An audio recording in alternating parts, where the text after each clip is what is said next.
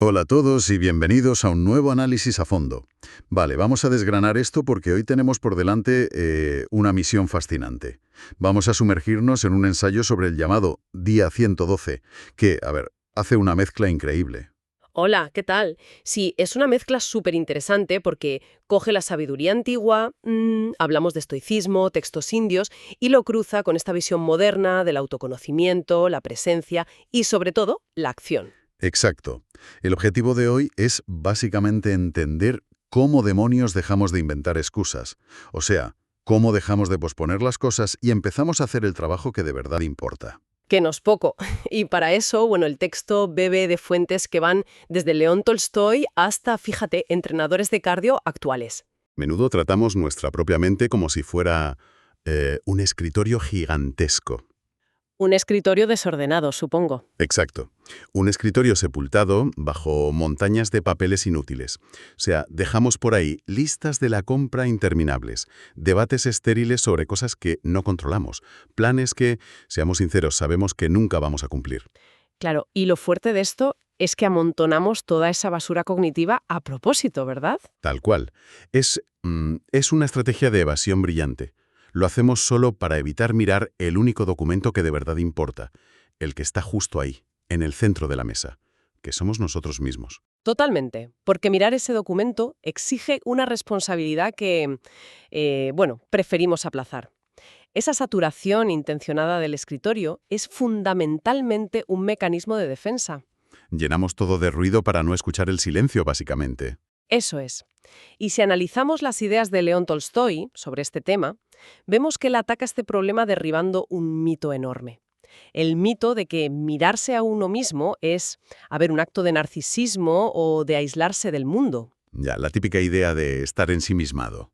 Claro, Tolstoy argumentaba que el mayor conocimiento posible es conocerse a uno mismo, pero no por ego, es una cuestión de pura calibración.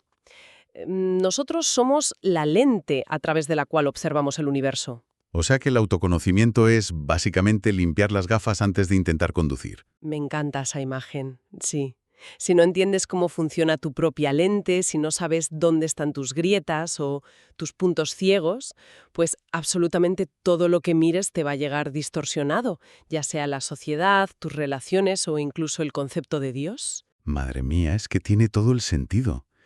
Y esa idea de que la respuesta no está en acumular datos externos enlaza de forma asombrosa con el Vavana Purana, que es un texto de la antigua sabiduría india. Sí, un texto precioso, por cierto. Lo es. Plantea una imagen espectacular.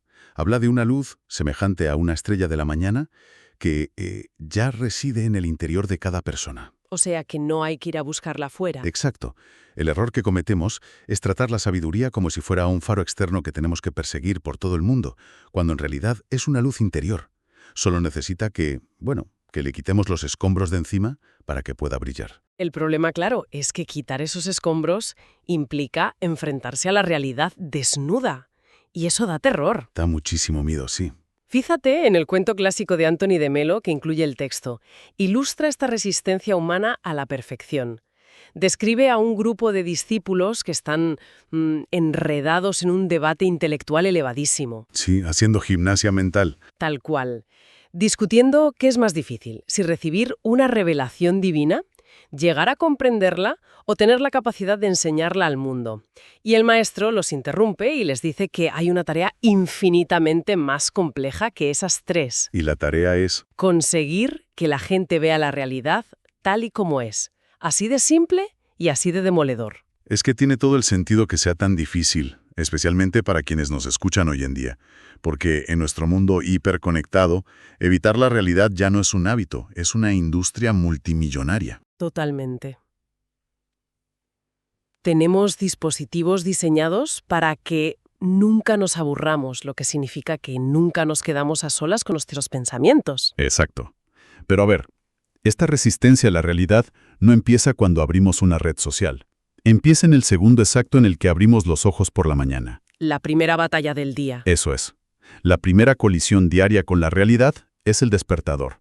Y esto nos lleva a la figura de Marco Aurelio, que resulta fascinante para entender cómo funciona esta resistencia. Hablamos del emperador de Roma en la cúspide de su poder. Un poder que venía con un nivel de estrés incomprensible. Su reinado no fue ninguna época dorada de paz y filosofía de salón, precisamente. Que va, para nada. Se enfrentó a la peste antonina, que diezmó la población. Lidió con inundaciones en el Tíber, guerras interminables, traiciones en su círculo íntimo. Y lo más importante de este contexto es que sus predecesores habían demostrado que un emperador podía, retirarse a una isla y entregarse al placer. O dejarse consumir por la paranoia como tantos otros. Claro, podía delegar todo el sufrimiento en los demás. Nadie le habría exigido cuentas si hubiera decidido ser un tirano más. La fricción no le venía de fuera, tenía que generarla él mismo, desde dentro. Y aquí es donde la cosa se pone realmente interesante. Porque esa fricción interna nos deja una de las imágenes más humanas y, francamente, cómicas de la historia de la filosofía. Sí, el famoso pasaje de las meditaciones. Exacto. El libro 5. Leemos eso y no encontramos a un semidios dictando lecciones. Encontramos a un señor mayor, el hombre más poderoso del planeta, manteniendo una discusión vergonzosa consigo mismo para intentar salir de debajo de las mantas. Es que es buenísimo. Hace frío, la cama está caliente y él busca cualquier excusa para quedarse 5 minutos más. Es casi como si el emperador de Roma hubiera inventado el botón de posponer la alarma. O sea, imagina la escena. Sus guardias imperiales fuera de la tienda, esperando órdenes para mover legiones enteras, y el tipo que gobierna el mundo refunfuñando porque el suelo está frío. Es una imagen súper cercana, pero si conectamos esto con la perspectiva general, esa anécdota esconde un mecanismo psicológico muy profundo sobre la diferencia entre la intención y la acción. Claro, porque es más fácil escribir una lista de propósitos que levantar los pies del colchón, ¿no? Es fácil porque la noche es el reino de la teoría. La versión idealizada de nosotros hace promesas que no cuestan energía. Pero la mañana es la pura realidad material. La gravedad existe, el frío existe. Totalmente. La fatiga existe. Marco Aurelio no documentaba a un hombre iluminado, sino a alguien que entiende que la sabiduría se gana, se pierde y se reconquista cada 24 horas. La decisión consciente de quién quería ser se forjaba en esas pequeñas decisiones. Y para gobernar esa alma racional sabemos que se apoyaba en 3 hábitos estoicos para, digamos, ganar la mañana. Escribir un diario, salir a caminar y el trabajo profundo. 3 pilares fundamentales, sí. Y me quiero detener en lo del diario, porque a veces suena a consejo de autoayuda barato. Pero escribir a mano, físicamente, no es solo vaciar pensamientos. Es un ejercicio de autodeterminación. Te obliga a ralentizar el cerebro, ¿verdad? Eso es. Coges el caos de la ansiedad y lo fuerzas a pasar por el embudo de una línea de texto. Pones orden en ese escritorio desordenado. Pero claro, ninguno de estos 3 hábitos sirve de nada si fallamos en el requisito previo. Salir de la cama. Ese es el peaje ineludible. Y la razón por la que esa batalla bajo las sábanas es tan crucial es porque establece tu estándar de liderazgo. O sea, cómo te lideras a ti mismo dicta cómo lideras a los demás. Exacto. Si no eres capaz de gobernar tu impulso más básico de buscar la comodidad, es imposible que gobiernes a otros, ya sea un imperio o llevándolo al día a día a tu propia familia. Entonces, ¿qué significa todo esto en la práctica? Porque normalmente tenemos esta falsa creencia de que la ausencia de ruido es un éxito. Sí, solemos pensar así. O sea, una mesa donde los niños cenan en silencio absoluto se aplaude como una maravilla. O una oficina donde nadie cuestiona al jefe se ve como el equipo perfecto. Pero es una trampa. Es una trampa total. Es como ir por la autopista, ver que se enciende la luz roja del motor, coger unos alicates, arrancar el cable y decir, ale, el motor está arreglado, ya no hay luz roja. El silencio no significa que el motor no se esté fundiendo. Lo fascinante de esto es que va mucho más allá de ignorar el problema. Arrancar ese cable significa elegir la ilusión de control por encima de la seguridad real. Melinda Wenner-Moyer arroja luz sobre esto con una observación demoledora sobre los niños. Ah, la cita de los niños complacientes, ¿no? Esa misma. Cuando vemos a niños extremadamente dóciles, que jamás rompen una regla, solemos pensar que están muy bien educados. Pero Moyer señala que a menudo esos niños simplemente están aterrorizados. Creen que el amor que reciben está condicionado a su sumisión. Madre mía. O sea que la obediencia sin confianza es solo miedo con mejor postura. Tal cual. Una frase brutal. Un niño que se porta mal y pone a prueba los límites está lanzando una red de seguridad. Subconscientemente dice, A ver, voy a tensar esta cuerda para confirmar que confío en que no me abandonarás por esto. Está buscando la certeza de que la relación soporta su peor versión. Exacto. Y la doctora Meg Maker aplica esto a líderes y padres. Un buen líder no emite normas desde un despacho cerrado exigiendo sumisión. Un líder modela el trabajo duro, permite que se vean sus dudas y luego invita a los demás a participar. O sea, que la confianza real no es la ausencia de conflicto, sino saber que hay seguridad dentro de ese conflicto. Eso es. El empleado que le dice a su jefe que la estrategia es un error está demostrando muchísimo más respeto que el que asiente mientras la empresa se hunde. Porque el que discute cree que la estructura soporta la verdad. Y esto es lo que hacía Marco Aurelio a escala imperial. Modelaba el trabajo en la oscuridad y nos invitaba a participar. Pero claro, construir ese nivel de confianza lleva muchísimo tiempo. Y ahí está el problema, ¿verdad? Porque tropezamos con la trampa más antigua, que es pensar que tenemos un suministro infinito de tiempo. Y las fuentes nos recuerdan de forma brutal que el tiempo es justo lo que no tenemos garantizado. Esa complacencia temporal es peligrosísima. Ryan Holiday cuenta una anécdota que lo ilustra a la perfección. Recibió un correo de un amigo un viernes, decidió que, contestaría el lunes con calma. Una decisión súper normal, la verdad. Claro, lo hacemos todos, pero el domingo su amigo sufrió un infarto y murió. Ese lunes que Holiday había planeado, simplemente dejó de existir. Tela. Es que ese tipo de historias te paralizan y son la entrada perfecta para hablar del memento mori estoico. Él recuerda que morirás. Una práctica súper malentendida, por cierto. Totalmente. Y aquí quiero ser de abogado del diablo, porque a quienes nos escuchan les puede sonar agotador y deprimente. Si yo me levanto pensando que puedo desaparecer hoy, la reacción lógica no es comerme el mundo, es que me dé un ataque de pánico y me vuelva debajo de las sábanas. Es una objeción muy válida. ¿Cómo se evita que esta idea nos paralice por completo? A ver, la clave está en entender que no es una filosofía de desesperación, es un clarificador absoluto. Funciona como un agente de contraste. Cuando tienes presente la fragilidad de la vida, el cerebro hace un reajuste forzoso de prioridades. Quemas toda la basura cognitiva del escritorio. Exacto. Toda esa ansiedad por un comentario tonto de un compañero o el estrés por una bolladura en el coche, el memento mori lo desactiva. Es el antídoto más afilado contra la procrastinación. Hace que contestes ese correo el viernes. Porque entiendes que posponerlo es apostar con un dinero que no tienes. Eso es. Ralph Waldo Emerson lo decía muy bien. Advirtió sobre el peligro de caminar sonámbulo por la vida. Cada momento tiene una belleza irrepetible. Si vas en piloto automático, estás acumulando vacíos. Una pérdida que se acumula así.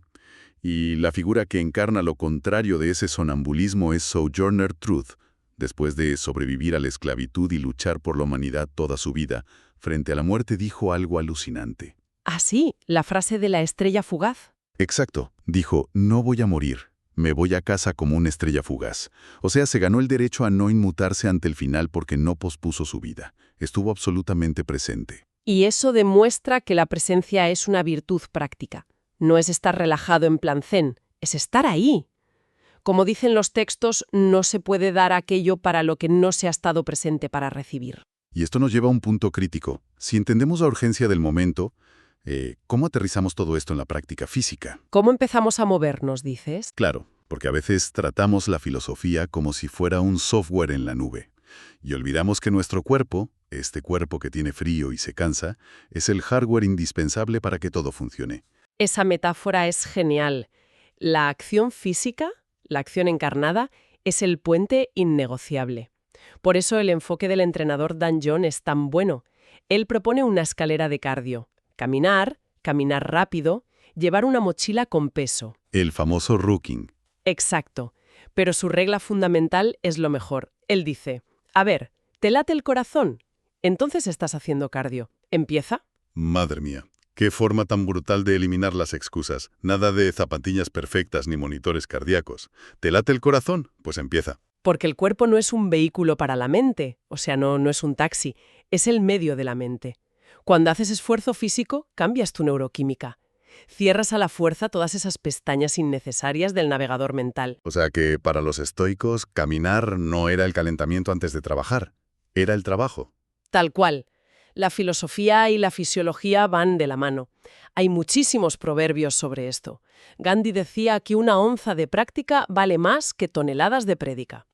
Y el proverbio africano, ese de que para ir rápido, ve solo, pero para llegar lejos, ve acompañado. O el refrán nuestro, de toda la vida, lo que no has de comer, déjalo correr. Acción directa y dejar de lado lo que nos sirve. Exacto. Todo esto plantea una pregunta fundamental, que es la pregunta central y anónima del día 112, y es imposible de esquivar. La pregunta es, ¿estás inventando cosas que hacer para evitar el trabajo importante? Uf, es que es un bisturí esa pregunta. Reúne toda la exploración de hoy, desmantela las excusas. Podemos llenar el día de reuniones o correos y sentirnos súper productivos, pero eso no es el trabajo importante. El trabajo real no espera en un futuro idealizado. Exacto. Está disponible ahora mismo, en el cuerpo que ya está respirando, en las circunstancias imperfectas de hoy. Pues para ir cerrando y extraer las pepitas de oro de todo esto, creo que nos queda claro que el autoconocimiento requiere acción diaria, empezando por salir de la cama, por mucho frío que haga. Y que la verdadera confianza admite el conflicto, no lo olvidemos. Claro. Y recordar la muerte nos obliga a contestar ese correo hoy, no el lunes. Y finalmente, que el cuerpo en movimiento es donde la filosofía de verdad cobra vida. Me quedo con una frase rotunda del texto, ¿eh? Hoy no nos hemos despertado para ser mediocres. Una frase para tatuársela, la verdad. Totalmente. Así que la reflexión provocadora que quiero dejar para que la audiencia se la lleve a casa es esta. Hemos visto que inventamos excusas para evitar el trabajo importante. Constantemente. Pues pensad en esto. ¿Y si esa tarea exacta que llevamos semanas posponiendo, esa conversación incómoda o ese proyecto que nos aterra a empezar? ¿Y si no es solo una obligación más? ¿Qué sugieres que es, entonces? ¿Y si resulta ser el mapa exacto hacia el autoconocimiento que secretamente nos aterra descubrir? Ahí queda eso. Madre mía. Una perspectiva que cambia todo por completo. Absolutamente. Y con esa idea nos despedimos por hoy. Muchísimas gracias por acompañarnos y os invitamos a seguir cuestionando la realidad de nuestra próxima exploración a fondo. Hasta la próxima. Hasta pronto.